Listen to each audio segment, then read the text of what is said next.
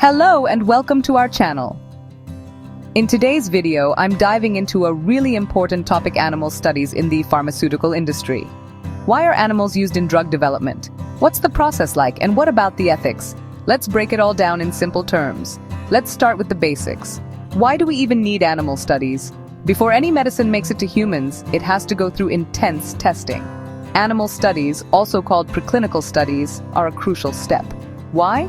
Because they help me understand how a drug behaves inside a real living system.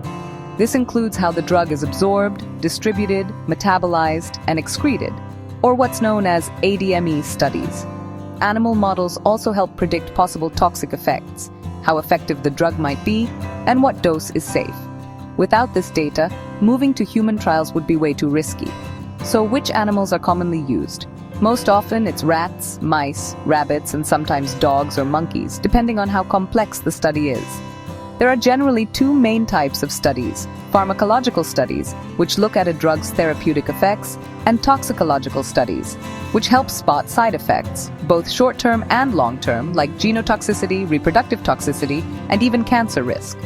All of this is done under strict protocols set by regulatory authorities, like CPCSEA in India, the FDA in the US, and the EMA in Europe. Now let's talk about the ethical side. Animal studies are heavily regulated to minimize suffering. Researchers like me follow the 3 R's principle: first, replacement, using non-animal methods whenever possible.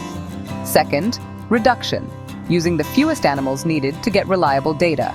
Third, refinement, modifying procedures to reduce pain and distress for the animals. Before starting any animal study, researchers must get ethical clearance and stick to good laboratory practices, or GLP. Animal welfare isn't just a legal requirement, it's a moral responsibility too. To sum it up, animal studies play a vital role in drug development. They're key for ensuring both human safety and drug effectiveness.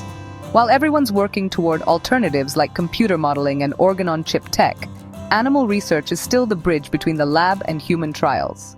If you found this video useful, don't forget to like, share, and subscribe for more pharma insights.